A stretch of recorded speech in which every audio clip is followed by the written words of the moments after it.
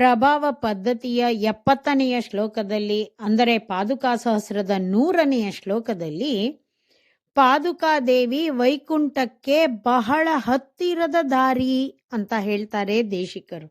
ಶ್ಲೋಕ ನೋಡೋಣ. ಮೂರ್ಧ್ನ ಸತಾಂ ಅಧಸ್ತಾತ್ ಉಪರಿ ಚ ವಿಷ್ಣೋ ಪದೇನ ಸಂಘಟಿತಾಂ ಅಧವೀಯಸೀಂ ವಿಮುಕ್ತೇಃ ಪದವೀಮವಯಂತಿ ಪಾದುಕೆ ಭವಂತೀಂ.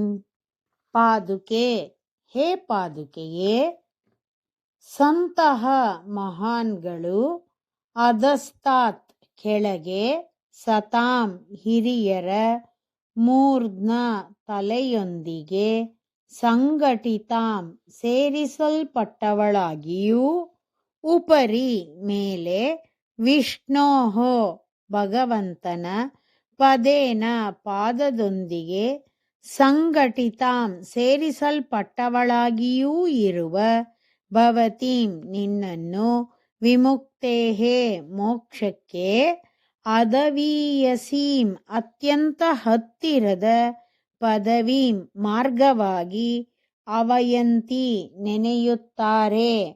ವೈಕುಂಠ ಸೇರುವುದಕ್ಕೆ ಅನೇಕ ದಾರಿಗಳಿವೆ.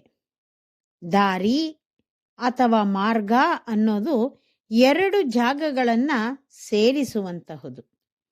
ಜ್ಞಾನಯೋಗ, ಭಕ್ತಿಯೋಗ, ಕರ್ಮಯೋಗ, ಹೀಗೆ ಬೇರೆ ಬೇರೆ ಉಪಾಯಗಳು ಅನ್ನುವಂತಹ ದಾರಿಗಳಿವೆ ವೈಕುಂಠ ಸೇರೋದಿಕ್ಕೆ. ಆ ದಾರಿಗಳಲ್ಲಿ ಸಾಗೋದು ಕಷ್ಟ ಹಾಗೂ ಬಹಳ ಸಮಯ ತಗೊಳುತ್ತೆ. ಹಾಗಾಗಿ ಅವು ಬಳಸು ದಾರಿಗಳು. ಆ ದಾರಿಯಲ್ಲಿ ವೈಕುಂಠಕ್ಕೆ ಹೋದರೆ ವೈಕುಂಠ ದೂರ. ಆದರೆ ಪಾದುಕಾದೇವಿ ಎಂಬ ಮಾರ್ಗ ಕೆಳಗೆ ಸತ್ಪುರುಷರ ತಲೆಯನ್ನ, ಮೇಲೆ ಭಗವಂತನ ಪಾದವನ್ನ ಪಡೆದಿರುವುದರಿಂದ ಇದು ವೈಕುಂಠಕ್ಕೆ ಹತ್ತಿರದ ದಾರಿ ಅಂತಾರೆ ದೇಶಿಕರು. ಆಚಾರ್ಯರನ್ನ ಭಕ್ತಿಯಿಂದ ಸೇವಿಸಿದರೆ, ಆಶ್ರಯಿಸಿದರೆ ಅವರು ನಮ್ಮನ್ನ ಭಗವಂತನಲ್ಲಿ ಸೇರಿಸ್ಬಿಡ್ತಾರೆ ಅನ್ನೋದು ಈ ಶ್ಲೋಕದ ಗೂಢಾರ್ಥ. 3ನೇ ಪದ್ಧತಿಯಾದ ಪ್ರಭಾವ ಪದ್ಧತಿಯಲ್ಲಿ 70 ಶ್ಲೋಕಗಳಿಂದ ಶ್ರೀಪಾದುಕೆಯ ಹಿರಿಮೆಯನ್ನ ಹೇಳಿದ್ದಾರೆ ದೇಶಿಕರು.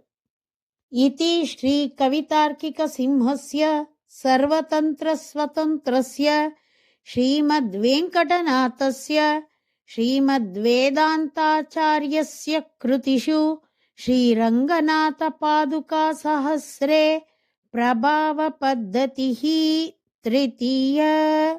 ಶ್ರೀಮತೆ ನಿಗಮಾಂತ ಮಹಾದೇಶಿಕಾಯ ನಮಃ.